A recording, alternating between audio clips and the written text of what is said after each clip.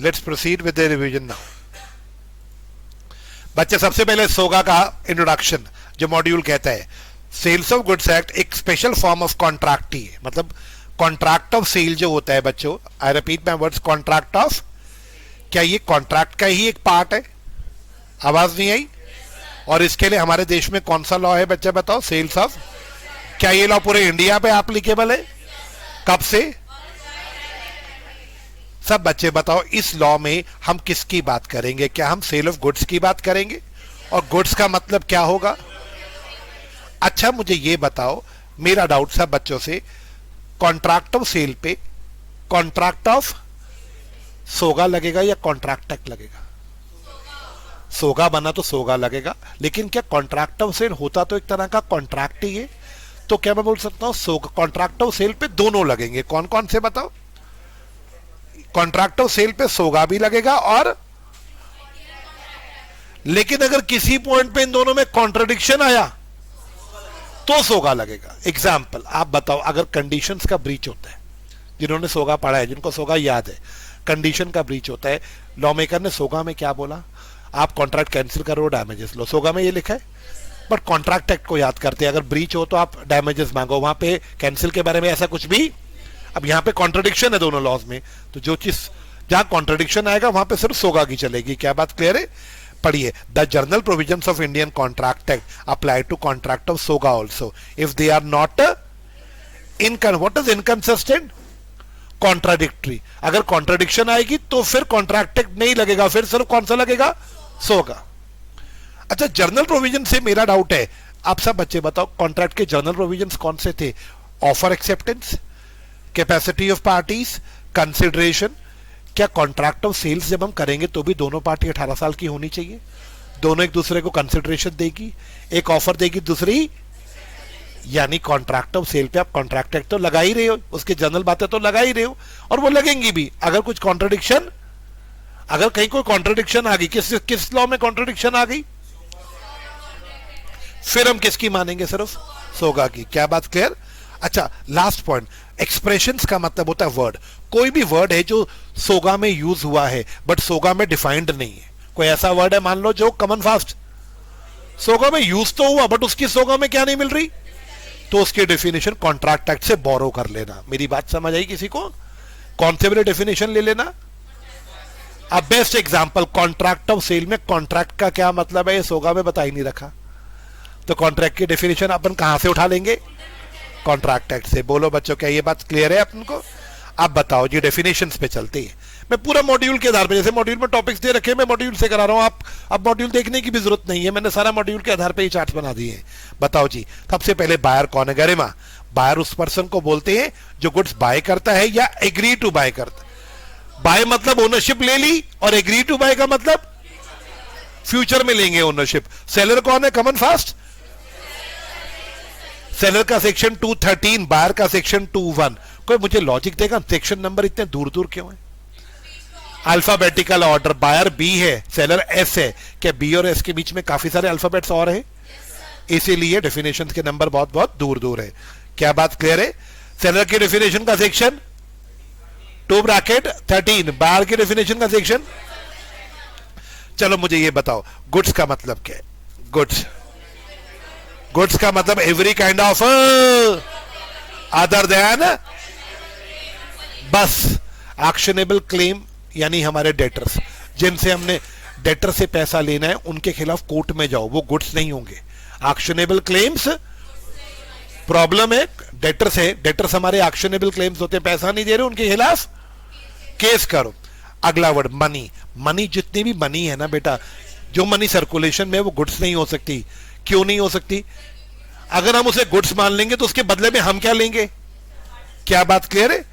मेरा रोड, ये दोनों चीजें गुड्स नहीं होती। लेकिन क्या स्टॉक एंड शेयर गुड्स होते हैं?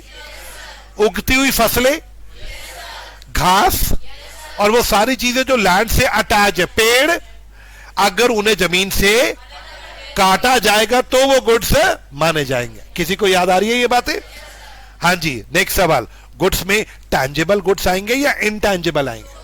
जैसे टच कर लो वो टैंजेबल, जो टच नहीं हो सकते एग्जांपल देना। गुडविल, पेटेंट, कॉपीराइट, ये इनटैंजेबल गुड्स होते हैं, ये भी गुड्स है।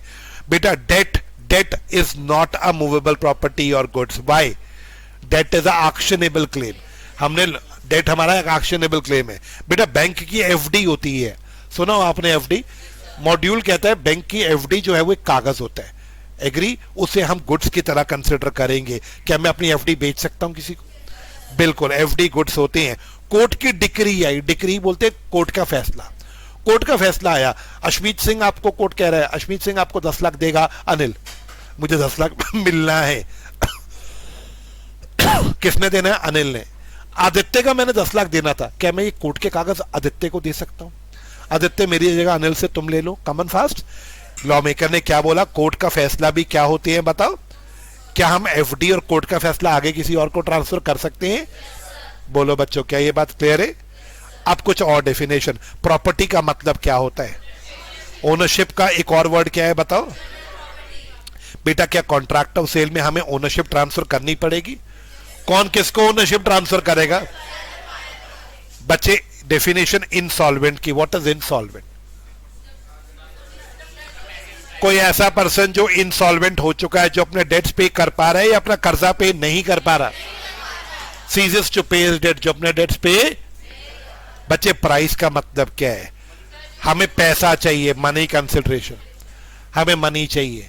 हम जब सामान बेचेंगे तो बदले में हमें क्या चाहिए? मनी. क्वालिटी का मतलब क्या? हम गुड्स की कंडीशन की बात कर रहे हैं. अगर ये कप टूटा पड़ा है तो इसकी क्वालिटी, हम एक वर्ड बोलते हैं मर्चेंटेबल क्वालिटी. इंप्लाइड कंडीशन में पढ़ेंगे ये बात. Quality means the condition of your goods. क्या बात क्लियर? अपन को ये बात समझ आ गया? ये मेरे कलरफुल चीजें अच्छी लग रही है तुम्हारे को कुछ? हाँ, बिल्कुल भी नहीं. कौन कह रहा है बिल्कुल भी नहीं? ये अभी आया, कह रहा बिल्कुल ही नहीं. कह रहा कुछ तो अपनी अटेंशन सीखा रहा है. कह रहा कुछ तो मेरी अटेंशन मेरी तरफ आएगी ना सबकी. Okay. Essential element of contract of sale. Contract of sale के लिए क्या दो पार्टीज होनी चाहिए? क्या मेन चीज उसमें गुड्स होने चाहिए? क्या बदले में प्राइस मिलना चाहिए? क्या हम ओनरशिप ट्रांसफर करेंगे? कॉन्ट्रैक्ट ऑफ सेल एब्सोल्यूट भी हो सकता है और कंडीशनल भी. अब इसका मतलब समझाता हूं. एब्सोल्यूट का मतलब सेल, जब आप ओनरशिप दे दोगे तो वह एब्सोल्यूट होगा. और कंडीशनल का मतलब एग्रीमेंट टू सेल, जिसमें आप ओनरशिप देते हो या आप कंडीशन लगाते हो. मैं कह रहा हूं ये ले गुड्स पकड़, आज से इसका ओनर तू. ये एब्सोल्यूट है. अगर मैं गाड़ी देके ये बोलूं ओनरशिप तेरे को अगले महीने ट्रांसफर करूंगा जब मैं नई गाड़ी खरीद लूंगा, कंडीशनल. इसे एग्रीमेंट टू सेल भी बोलते हैं. क्या बात क्लियर? क्या मैं बोल सकता हूं कॉन्ट्रैक्ट एक्ट के जितने भी एसेंशियल एलिमेंट्स हैं, मेरा dot offer, acceptance, consideration, capacity, free consent, सब कुछ होना चाहिए कॉन्ट्रैक्ट ऑफ सेल में. एक बार दोबारा बोलना. फर्स्ट पॉइंट, टू पार्टीज होनी चाहिए. दूसरा पॉइंट, तीसरा पॉइंट, चौथा पॉइंट, पांचवा पॉइंट, मेरा छठा पॉइंट. हाँ जी, अनिल कुछ कहना चाहते हैं. कोई जवाब देगा इस बच्चे को? कोई चीज हम ईएमआई पे ले रहे हैं, क्या वो भी एग्रीमेंट टू सेल आएगा? चाटा मारू मुंह पे. क्या बोला इसने? ईएमआई पे ले रहे, किस्तों पे ले रहे हैं कोई चीज. मेरा डाउट, जब सोगा पढ़ाया था ये बात बोली थी कि डिलीवरी का और पैसों का ओनरशिप से कोई कनेक्शन नहीं होता. क्या मैं ऐसा कह सकता हूं तू पैसे किस्तों पे दे दी हो, ओनरशिप तू आज ही ले ले? तो क्या ये ईएमआई सेल के साथ हो गई? क्या मैं ऐसा भी कह सकता हूं जब तू लास्ट ईएमआई देगा तब तेरे को ओनरशिप दूंगा? तो यहां पे मैंने अभी ओनरशिप ट्रांसफर नहीं करी. तो मेरा डॉट, ये ईएमआई मींस पेमेंट्स. पेमेंट्स और डिलीवरी का कमन फास्ट हो सकता है. मैं अभी ओनरशिप अभी आपको डिलीवरी ना दूं, लेकिन मैं बोलूं देख डिलीवरी कल मिलेगी, ओनरशिप तेरे को मैं आज ही दे रहा हूं. हमने जितना भी सोगा पढ़ा था कहीं पे भी ओनरशिप को पेमेंट या डिलीवरी से नहीं कनेक्ट किया था. क्या बात क्लियर? तो मेरा डाउट, आपका डाउट क्लियर हो गया बच्चे? हाँ, तो वो हमने पहले क्लियर कर दिया था कि जब तू लास्ट ईएमआई देगा तो उस केस में स्टार्टिंग में एग्रीमेंट टू सेल बनेगा. यस और नो? और जब लास्ट ईएमआई दोगे, जब हम ओनरशिप ट्रांसफर करेंगे तो एग्रीमेंट टू सेल किस में कन्वर्ट हो जाएगा? सेल में. याद आया? लो जी, अब आपको डिफरेंशिएट कराते हैं सेल और एग्रीमेंट टू सेल में. सेक्शन कौन सा? कॉन्ट्रैक्ट ऑफ सेल में. कॉन्ट्रैक्ट ऑफ सेल एक कॉन्ट्रैक्ट होता है जहां पे सेलर ट्रांसफर करता है या एग्री करता है कि मैं ट्रांसफर कर दूंगा property in goods. What is property in goods? किसको? किसके बदले? ये एब्सोल्यूट होगा या कंडीशनल होगा?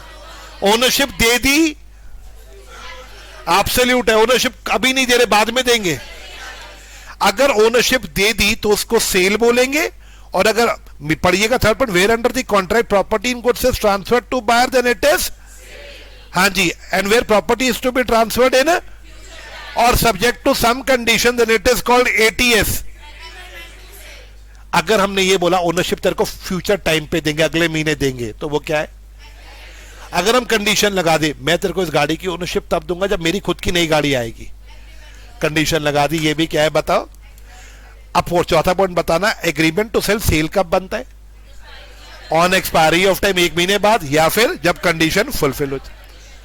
सच बताना बेटा, कुछ याद आ भी रहे? तुम दोनों की शक्लें उड़ी पड़ी है इसलिए बोल रहा हूं। अच्छा, पढ़ा ही नहीं है आपने, आपको कुछ याद आ रहा है? हाँ समीर, कुछ पता ही नहीं लग रहा होगा बोल के आ रहा हूं, बस पहले पढ़ा है क्या? अच्छा, बाकी लोगों, बाकियों का तो मुझे पता आ रहा है, पिक्चर आ रही है, रिकॉल हो रही है, ये सारा कुछ पढ़ा था। मेरा डाउट, अब इस पेज पे हमने इतना पढ़ लिया, क्या क्लियर है? मेरा डाउट ओशो, मैंने ये पीडीएफ में आपको शेयर भी कर दी है।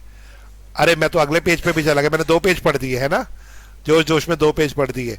मुझे तो पहला पेज ही पढ़ना था, है ना? ये इस पेज पे गुड्स तक ही था, है ना बेटा? गुड्स के बाद ये थे को डेफिनेशन और भी थी, किसकी डेफिनेशन है? आ जाओ पढ़े। What is delivery? अगर मैं वॉलेंटरी अपनी मर्जी से कोई चीज किसी को ट्रांसफर कर रहा हूं, ये पकड़, इसका पोजीशन तू ले ले, तो वो क्या है?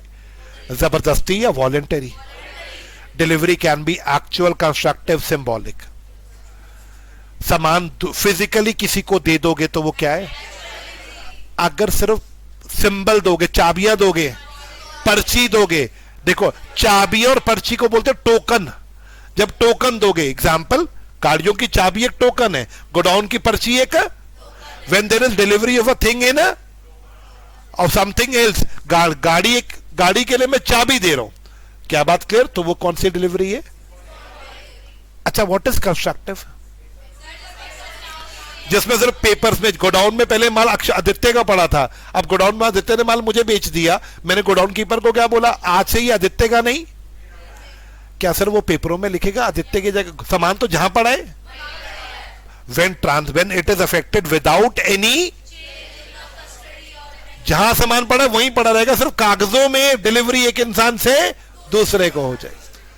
हाँ जी, क्या बात क्लियर? हाँ, आप कह सकते हो अनिल, बिल्कुल ठीक।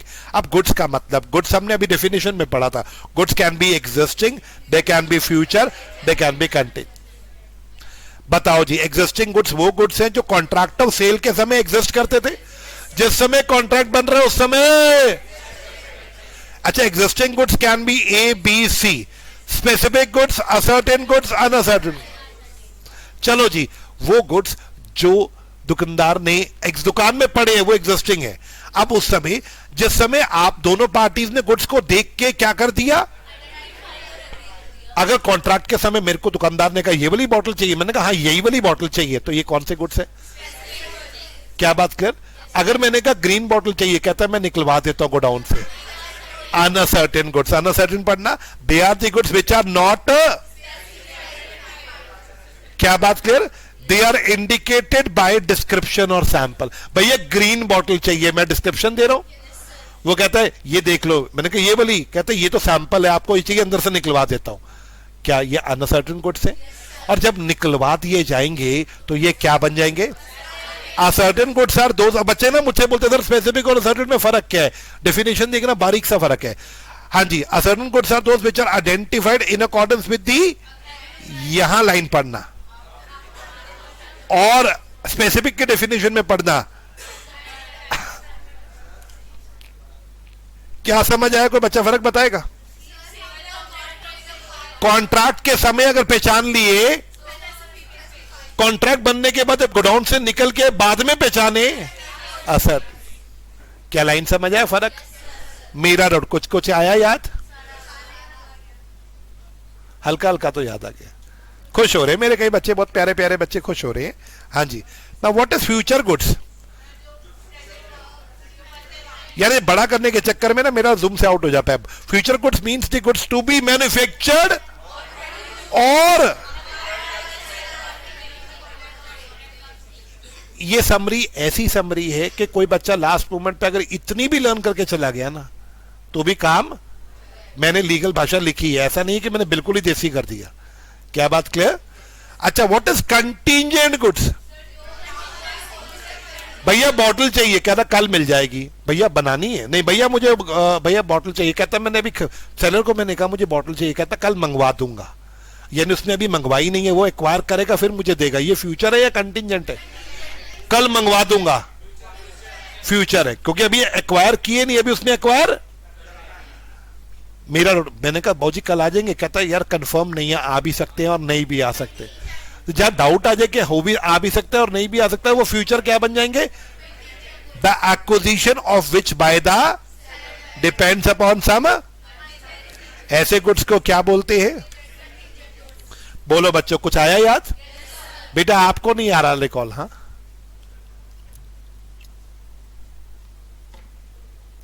कोई बात नहीं, जितना याद आए कोई बात नहीं, ऐसा कुछ नहीं है। अभी तो सेल्स दोबारा कराना है, मैंने पूरा सोगा दोबारा करवाऊंगा मार्च अप्रैल में।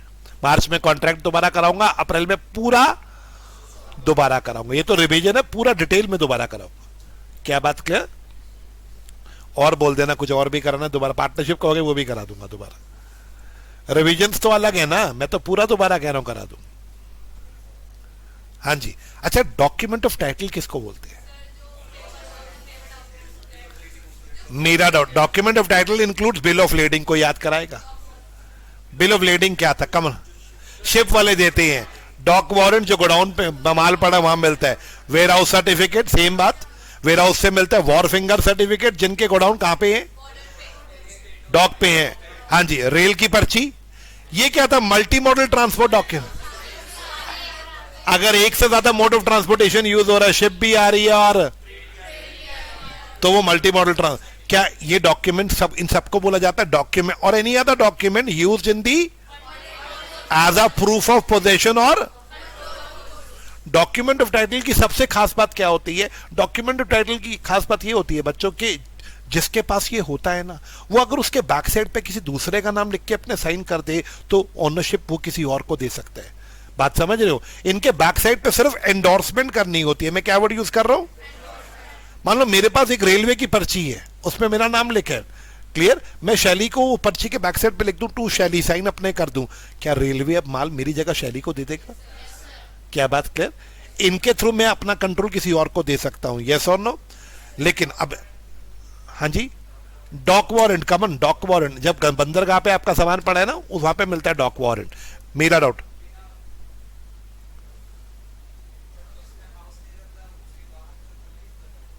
क्या क्या क्या? हाँ बाहर बाहर पड़ा हुआ है, कंटेनर पड़े हुए हैं बाहर, बंदरगाह पे ऐसे ही पड़े हैं, किसी बिल्डिंग के अंदर नहीं पड़े, ओपन पड़े हैं। तो उसे वहां पे डॉग जो उसको कंट्रोल कर रहा होगा, जो निगरानी कर रहा होगा, वो पर्ची दे देगा तुम्हें काट के। वो वहां पे गोडाउन बने हुए हैं, उस गोडाउन के अंदर माल पड़ा है, तो वो और फिंगर से, वॉर फिंगर सर्टिफिकेट, क्लियर? अच्छा, एक होता ये जो मैंने बोला, ये डॉक्यूमेंट ऑफ टाइटल थे, है ना? इनके पैरेलल एक होता है document showing title. Document showing title ऐसे कागज होते हैं, कमन कमन कमन, जिन जो देखने में डॉक्यूमेंट ऑफ टाइटल की तरह लगेंगे, लेकिन उनको उनके बैक साइड पे लिख के हम वो आगे किसी को नहीं दे सकते। एग्जांपल यह मॉड्यूल कहता है शेयर सर्टिफिकेट। अगर आपके पास किसी कंपनी का शेयर सर्टिफिकेट है, मान लो मेरे पास एक शेयर सर्टिफिकेट है, उसमें लिखा है अशमीत सिंह रिलायंस के 10 शेयर्स। क्या बात क्लियर? अब इस पर देख रहा है कि अशमीत सिंह ओनर है। मान लो मैं शैली को बेचना चाहता हूं, मैं शेयर सर्टिफिकेट के पीछे बैक पे लिख दूं टू शैली, साइन कर दूं, क्या मैं बेच पाऊंगा? बिल्कुल नहीं। शेयर सर्टिफिकेट किसी को बेचने के लिए मैं उसके बैक साइड पे साइन करके नहीं बेच सकता। अगर मैं नहीं बेच सकता तो फिर share certificate is not a document of, rather it is a, अगर शेयर बेचने हैं तो उसके बैक साइड पे लिख के नहीं बिकेगा, उसके लिए कंपनी ने कुछ अलग फॉर्मेलिटीज बता रखी है, वो पूरी करनी पड़ेंगी तभी बिके। ये पेपर में क्वेश्चन लग सकता है, what is the difference between document of title and document? Document of title के बैक साइड पे लिख के हम किसी को ट्रांसफर कर सकते हैं, बट डॉक्यूमेंट शोइंग टाइटल में नहीं। वो तो आजकल पहले का जमाना था। हाँ, क्या बात क्लियर है? क्या पहला पेज पे कुछ रह गया भाई और बहनों? Can I move to second page? ये अदर डेफिनेशन हो गया, एसेंशियल एलिमेंट्स हो गए, सेलिंग एंड एग्रीमेंट हो गया। अच्छा, मेरा एक अप्रोच याद रखना, एक अप्रोच जब इस चार्ट को पढ़ रहे हो, मेरा अप्रोच ऐसा है, इसके बाद ये, इसके बाद ये, बात समझ रहे हो? एक पेज पे ये नीचे की तरफ जा रहा है, यस। जब ये पेज खत्म हो गया तो फिर कॉमन फास्ट इसके बाद ये वाला, जैसे ये 1 है, ये 2 है, ये 3 है, ये तो ये 5 है, ये 6 है। बात समझ के सीरियल ऑर्डर? हाँ जी, मेरा डाउट। अब सब बच्चे बताओ, मेरा क्वेश्चन, मेरा सवाल, ये मेरा 5 हो गया, 6 हो गया और ये 7 हो गया, डॉक्यूमेंट ऑफ टाइटल क्लियर। अब 8th अदर डेफिनेशन हो गई मेरी, असेंशियल एलिमेंट ऑफ कॉन्ट्रैक्ट हो गया 9 नंबर, सेल और एग्रीमेंट टू सेल में डिफरेंस हो गया। अच्छा, अब 11 number, contract of sale how made, section number. बेटा कॉन्ट्रैक्ट ऑफ सेल के लिए पहले एक पार्टी ऑफर देगी, दूसरी पार्टी एक्सेप्ट कर। मैंने ऑफर दिया, भैया छोले भटूरे मिलेंगे, सामने वाले ने बोला हाँ जी मिल जाएंगे, 50 रुपए प्लेट है। मैंने कहा डन भैया दे दो। मैंने ऑफर दी, उन्होंने एक्सेप्टेंस दी कि हमारे बीच में एग्रीमेंट या कॉन्ट्रैक्ट बन गया। सब बच्चे बनाओ, क्या इसमें वो मुझे तुरंत डिलीवरी देंगे और मैं तुरंत उन्हें पैसे दूंगा, या फिर क्या डिलीवरी और पेमेंट दोनों के दोनों इंस्टॉलमेंट्स में हो सकती है? वो कह सकते हैं, मैंने कहा 100 पीस चाहिए, उन्होंने कहा मैं हर महीने 10-10 पीस करके दूंगा। मैंने कहा मैं भी पैसे फिर 10 इंस्टॉलमेंट्स में दूंगा। या हम ऐसा भी कह सकते हैं कि डिलीवरी और पेमेंट दोनों को अभी के लिए पोस्टपोन कर दो, कोई ईएमआई नहीं, अभी 1 साल तक आप मुझे डिलीवरी भी मत देना, 1 साल तक मैं आपको। एक बात दोबारा बोलना, पेमेंट और डिलीवरी इमीडिएट होगी या इंस्टॉलमेंट्स में होगी या फ्यूचर के लिए होगी? मेरा किसान की बात करते हैं, किसान ने बोला मैं एप्पल उगा के आपको दूंगा। मेरा डॉट, सब बच्चे बताओ, क्या किसान इमीडिएट एप्पल उगा के देगा, इंस्टॉलमेंट्स में देगा, या जब पूरी फसल उग जाएगी उसके बाद ही देगा? तो उसके लिए क्या फ्यूचर टाइम यूज हो सकता है वर्ड? मैंने कहा मैं भी पैसे तभी दूंगा, क्या मैं भी ऐसा बोल सकता हूं? यस। तो डिलीवरीज एंड पेमेंट्स के 3 ऑप्शन होते हैं, ये बात सेक्शन कौन सा बोलता है? आया याद? यस और नो? मेरा डाउट। अब इसके अंदर नेक्स्ट टॉपिक बताओ बेटा, एग्जिस्टिंग गुड्स कौन से और फ्यूचर गुड्स कौन से? सेक्शन 6 ने फिर बताया गुड्स जो कॉन्ट्रैक्ट के अंदर होने चाहिए या तो वो एग्जिस्टिंग होंगे या तो वो। मेरा डाउट शैली यहां कंटिंजेंट क्यों नहीं बोला? क्योंकि कंटिंजेंट एक तरह के फ्यूचर गुड्स ही होते हैं, इसलिए उनको अलग से नहीं लिखा। क्या बात clear? There may be a contract of sale of the goods the acquisition of which by the seller depends upon some. क्या यहां पे कंटिंजेंट गुड्स की बात कर दी? अब एक क्वेश्चन मैं आपसे पूछता हूं, जिनको मेरी भाषा याद है जल्दी से बताना। एग्जिस्टिंग गुड्स, जो गुड्स दुकान में पड़े हैं, क्या इनकी मैं तुरंत ओनरशिप दूंगा या इनका मैं अभी सिर्फ एग्रीमेंट टू सेल करूंगा, कि ओनरशिप फ्यूचर में दूंगा, या दोनों ऑप्शन सही है? माल दुकान में पड़ा है, मैंने कहा ओनरशिप अभी चाहिए, कहता हाँ, मैंने कहा अभी ले लो।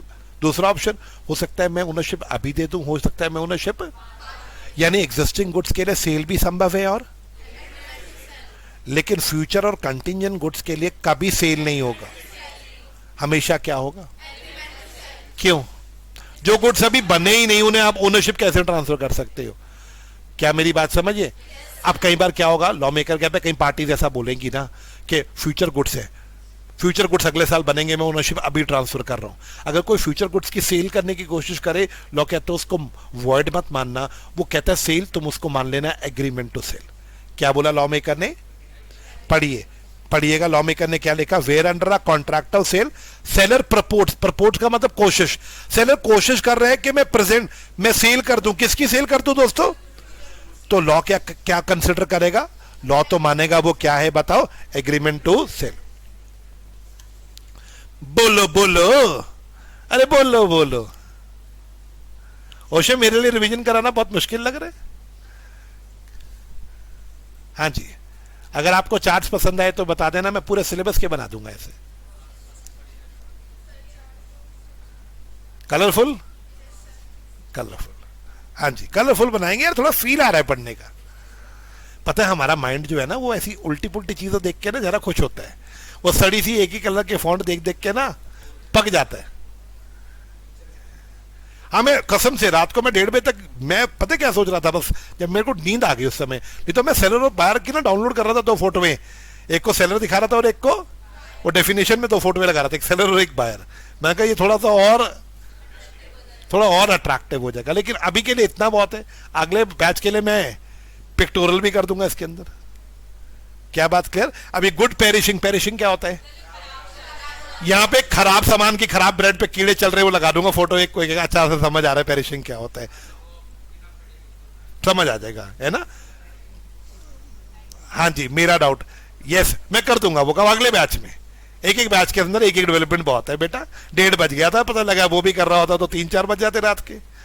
हाँ जी, क्या बात क्लियर? इंटर वालों को दिखाए, पता क्या बोलते हैं देख के, कहते हैं किसके है? मैं फाउंडेशन के। क्या क्या बोला उन्होंने? नहीं हमारे को ऐसे नहीं चाहिए। मगर तुम्हें कैसे चाहिए? हमें आप क्लास में समरी लिखवाओ। मगर वो तो मैं उनको भी लिखवाता हूँ। फिर एक काम करना, समरी लिखवा के ना हमारे क्लास में हमसे ले लेना और उसको ऐसे करके हमें दे देना। हाँ जी, क्या बात क्लियर? मेरा डाउट, अब एक बात समझाओ, मेरा डाउट सेक्शन 7 और 8 बहुत इजी हैं। इसको पहले मैं एक बार रिकॉल करा देता हूँ, उसके बाद हम इसको फटाफट खत्म कर देंगे। सब बच्चे बताओ, अगर कॉन्ट्रैक्ट बनने से पहले ही गुड्स खराब हो तो क्या कॉन्ट्रैक्ट बनेगा या एग्रीमेंट ही वॉइड होगा? कॉन्ट्रैक्ट बनेगा ही नहीं, एग्रीमेंट ही। सपोज मैंने कहा भैया कोल्ड ड्रिंक मिलेगी, उन्होंने कहा हाँ जी मिल जाएगी, एग्रीमेंट हो गया। वो कोल्ड ड्रिंक जो खोली उसमें छिपकली गिरी पड़ी थी या खराब थी, क्या मैं बोल सकता हूँ एग्रीमेंट ही कैंसिल हो जाएगा, वॉइड हो जाएगा? यहाँ पे सेक्शन 7 लगता है। 7 कहता है अगर कॉन्ट्रैक्ट बनते समय ही गुड्स खराब है तो कॉन्ट्रैक्ट बनेगा ही नहीं, एग्रीमेंट। और सेक्शन 8 कहता है मान लो कॉन्ट्रैक्ट टू सेल बन गया, एग्रीमेंट टू सेल है। मान लो मैंने इसको बोला दुकानदार को मुझे चॉकलेट मिल जाएगी, कहता कब चाहिए? मैंने कहा कल चाहिए, कहता मिल जाएगी। आज हमारा क्या हो गया? मैं डिलीवरी कॉन्ट्रैक्ट हो गया, कहता है कल, मैंने कहा कल लूंगा, कहता है ओनरशिप मैं कल ही दे दूंगा आपको। आज हमारा सेल हुआ या एग्रीमेंट टू सेल? कल क्या होनी है? आज जब कॉन्ट्रैक्ट बना चॉकलेट बिल्कुल ठीक थी, लेकिन रात में वो फ्रिज में रख के गया, सुबह उठ के उसने देखा दुकानदार ने उस चॉकलेट में कीड़े पड़ गए। जिस समय कॉन्ट्रैक्ट बना था चॉकलेट बिल्कुल ठीक थी, लेकिन कॉन्ट्रैक्ट के समय गुड्स बिल्कुल ठीक थे। इसका मतलब क्या कॉन्ट्रैक्ट वैलिड था? जब कॉन्ट्रैक्ट बना था क्या वो वैलिड था? लेकिन डिलीवरी देने से पहले यानी सेल से पहले खराब हो गए, क्या ये कॉन्ट्रैक्ट वॉइड हो जाएगा? अब यहां पे ध्यान रखना, बस इतना सा फर्क है, यहां पे वॉइड एग्रीमेंट था, उधर वॉइड, यहां सेक्शन 7 है, यहां पे फर्क सिर्फ इतना है, सेक्शन 7 में कॉन्ट्रैक्ट बनने से पहले खराब हो गए और सेक्शन 8 में कॉन्ट्रैक्ट बन चुका है, एग्रीमेंट टू सेल हो चुका है, सेल से पहले ओनरशिप देने से। तो क्योंकि सेक्शन 8 में कॉन्ट्रैक्ट बन चुका है तो कॉन्ट्रैक्ट वॉइड हो जाएगा। सेक्शन 7 में कॉन्ट्रैक्ट ही नहीं बना था तो एग्रीमेंट वॉइड हो जाएगा। क्या बात समझ आया? आओ रिकॉल कर लेते हैं एक बार। Where there is a contract of sale of specific the goods, the contract is void if the goods are, basically यह कॉन्ट्रैक्ट बोल रहा है, बट क्या मैं बोल सकता हूं ये कॉन्ट्रैक्ट थोड़ी ना होगा, ये क्या होगा? सेक्शन 8 पढ़ना, where there is an agreement to sale specific goods and subsequently the goods without any fault of perish or damage, then also contract becomes दोनों में सेम, अब वर्ड का फर्क होगा। 7 में एग्रीमेंट वर्ड हो जाएगा, 8 में आंसर दोनों का सेम है। क्या मेरे भाई और बहनों क्लियर है? 2 ही सेक्शन और रह गए, मैं क्या करूं? किसी को ध्यान हो 10 तक की तो है यूनिट 1, यूनिट 2 में 11 से स्टिपुलेशन एज टू टाइम शुरू हो जाता है, वो यूनिट 2 है। कंडीशन वारंटी 12-13 ऑनवर्ड्स वो चलता है। अब जब नेक्स्ट क्लास कराऊंगा तो यूनिट 2 के लेकर आऊंगा। ऐसे अगर मैंने आज रात को बना दिए तो कल करा दूंगा, नहीं बना पाया तो नहीं करा पाऊंगा, सॉरी। टाइम लगता है बेटा, मेहनत लगती है। आपका आज ये हो गया, क्या घर जाके इसको पक्का कर लो चैप्टर को सब लोग? कल अगर हो सका तो कल करा दूंगा, नहीं तो परसों तो कराऊंगा ही। मैथ्स वाले दिन करा, क्योंकि लॉ में पहले पके पड़े होते सर हम। राम राम राम राम, उसमें और नहीं पकाओ। क्या क्लियर है? हाँ जी, मुझे पार्टनरशिप के मैं समरी जब बनवा दूंगा, मुझे पार्टनरशिप की भी दे देना, मैं ऐसे कलरफुल बना के दे दूंगा। क्लियर? कलरफुल बना के पीडीएफ फॉर्म दूंगा। नहीं,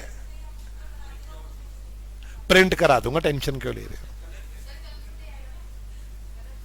कलरफुल ऑफ कोर्स, वो तो कह रहे हैं ऐसे ब्लैक एंड व्हाइट दे दो प्रिंट करा के, कलरफुल दूंगा। नहीं तो अंकिता कह रही फायदा क्या हुआ? ये तो मेरे शुक्र है अंकिता की पहली बार आंखें खुली हुई है क्लास में। सही में अंकिता का भी डाउट लेती है, कह रहे कलरफुल ही दोगे ना, अभी तो आंखें खुली, अगर ब्लैक एंड व्हाइट है तो फिर मैं सो रही हूँ। हाँ क्या कह रहे हैं? टैक्समैन तो ये पढ़े हुए हैं चारों, तुम इसको तरीका सुनो ना, तुम अपना अपना नाम लिखवा दो मैम को, किसको कौन सा चाहिए। वो उतने, मान लो किसी ने कहा 15 बच्चों ने कहा मैं अकाउंट्स का चाहिए, 15 अकाउंट्स की कॉपीज बन के आ जाएंगी। जिसमें 10 बच्चों ने कहा मैं इको का चाहिए, 10 इको की कॉपी बन के आ जाएंगी। बात समझ रहे हो? जो पैसे होंगे वो फोटोस्टेट वाले भैया से पूछ के तुम्हें बता देंगे, टेंशन मत लेना, ज्यादा पैसे नहीं होंगे। क्लियर? मैम को लिस्ट में नाम लिखवा दो अपना, ठीक है? मेरा डाउट। अब सब बच्चे सुनो, नेक्स्ट सवाल। हाँ जी, नेक्स्ट क्वेश्चन, प्राइस कैसे तय होता है? कोई बच्चा बताएगा? ये बॉटल, इसका प्राइस तय करना है, क्या कॉन्ट्रैक्ट में फिक्स करेंगे?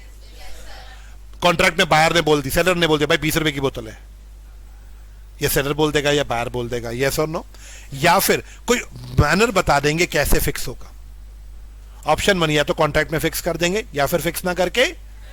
एग्जाम्पल, मैंने दुकानदार को बोला ये मोबाइल चाहिए, कह रहा मिल जाएगा। मैंने कहा कितने का? कह रहा ये प्राइस तो मैं नहीं बता सकता, वैल्यूअर को बुला लेते, वैल्यूअर जो प्राइस लगाएगा। क्या हमने प्राइस तय किया या एक मैनर बता दी? What is the manner? Valuation करवा लेंगे थर्ड पार्टी से। क्या बात कर? अभी 10 तो में तो वैल्यूएशन को डिटेल में पढ़ेंगे ना। 9 चल रहा है, 9 में या तो पार्टीज फिक्स करेंगे या पार्टीज प्राइस फिक्स ना करके क्या करेंगे? सेकंड पॉइंट, मैनर बता देंगे। तीसरा, हो सकता है पार्टीज की जो पुरानी डीलिंग्स थी, ओल्ड तरीके, वैसे ही तय होगा। हमारे दादाजी जब माल लेते थे आपके दादाजी से, तो मेरा डाउट, मार्केट प्राइस से 10 रुपए सस्ता देते थे आपके दादाजी। आज आपके दादाजी से हम पोते पोते ले रहे हैं, जो डीलिंग पुरानी चलती आ रही है उसी तरीके से चलेंगे। क्या बात समझ आया? ऑप्शन 1 पार्टीज जो डिसाइड करें। ऑप्शन 2 हो सकता है पार्टी को मैनर बता दे। ऑप्शन 3, क्या अपन को 9 आ गया समझ? आ गया तो आ गया, आ गया तो आ गया।